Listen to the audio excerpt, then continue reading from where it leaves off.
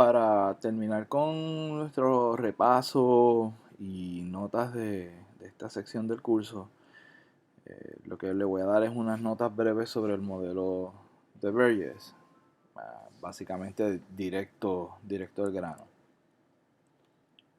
Es un modelo de la Escuela de Chicago, cuando se pensaba que la ciudad crecía de una manera natural, de que era posible hablar de una manera natural de crecimiento de la ciudad, y que la ciudad estaba dividida en unas zonas en las cuales iba creciendo, en su corazón, en su centro, eh, como estas ciudades industriales habían crecido al ritmo de la producción manufacturera y del comercio.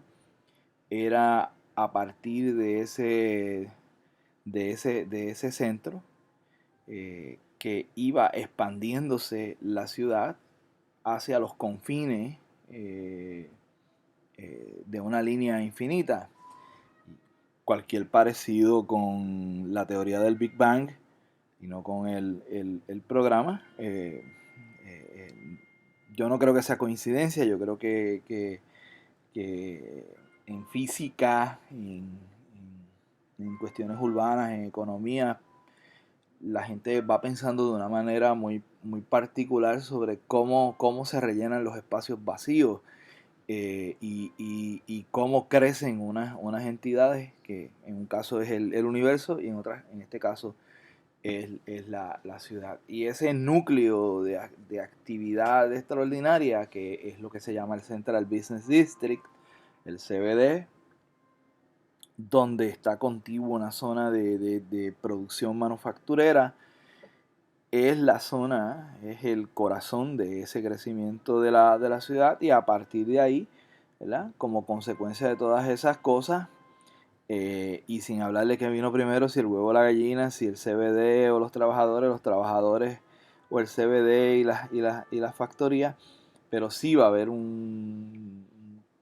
también una zona de vivienda, de residencia, de la clase trabajadora, que en muchos casos en estas ciudades son unas zonas bastante deprimidas en términos de infraestructura y hacinamiento.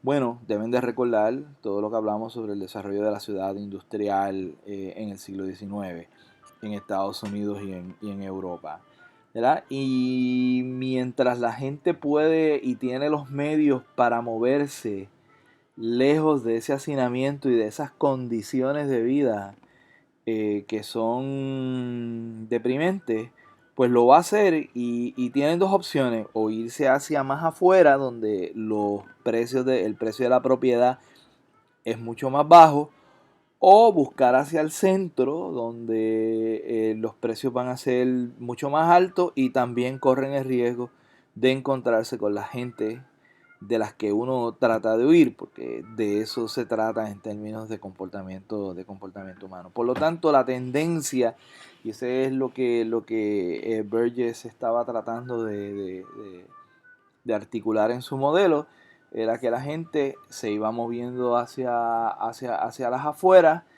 y utilizando, ¿verdad?, como pensamiento el patrón de desarrollo de las ciudades industriales en Inglaterra.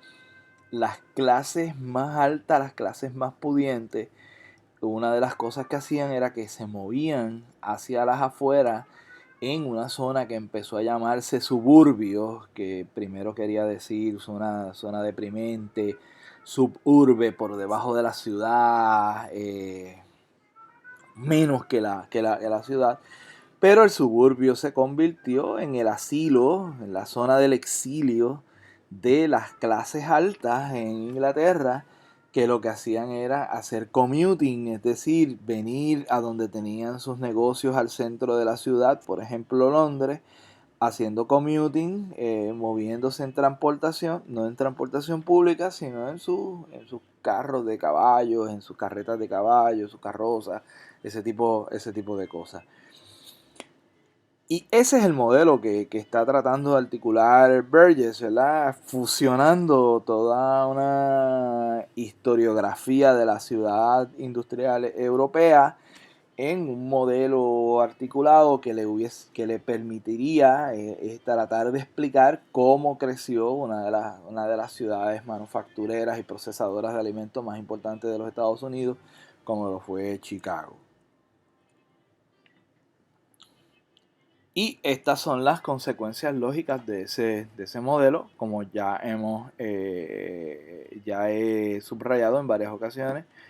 Alto costo de la propiedad hacia el centro, un uso más intenso, una mayor densidad poblacional, una mayor actividad económica y la tendencia de crecer hacia las afueras es una tendencia centrífuga, extrarradial, es decir, unos círculos concéntricos alrededor de ese centro, ¿verdad? Creando una especie de, como diría Manuel Castells, una especie de extrarradio.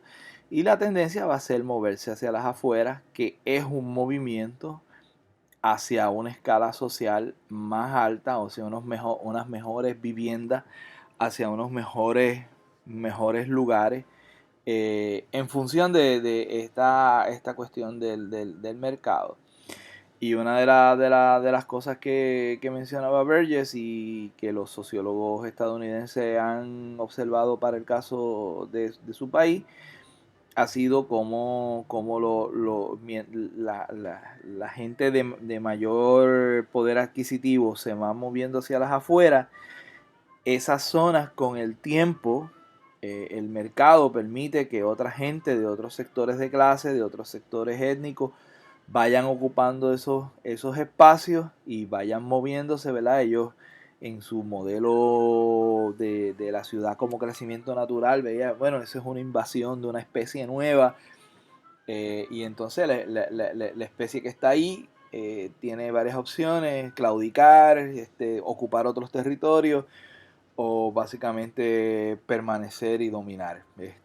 Y una de las cosas que pasa en la ciudad es que básicamente esos vecindarios se van transformando de clases altas a clases bajas, de zonas de blancos a los negros, sobre todo, ¿verdad? En el siglo XX y posterior a la guerra civil en el siglo XIX, donde la desarticulación en gran medida de la plantación, de la gran plantación esclavista en Estados Unidos, permitió la movilización de mano de obra negra libre hacia los centros urbanos, y eso crea pues todas unas nuevas dinámicas poblacionales y sociales que los Estados Unidos todavía manejan con cierta incomodidad.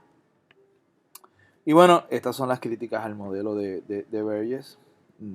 No siempre opera en círculos concéntricos. Cada ciudad tiene su propia especificidad y su historia. Eh, no es universal, no todas las ciudades en el mundo funcionan de la misma manera. Y ocurre no como un proceso natural, sino como un proceso social, de producción social del espacio, como muy bien diría Henri Lefebvre.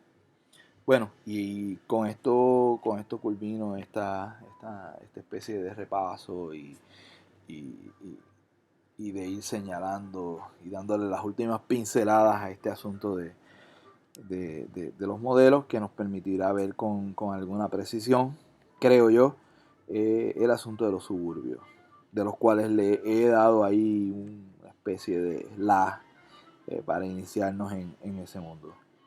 Bueno, les deseo mucho éxito en el examen. Que la pasen bien. Chao.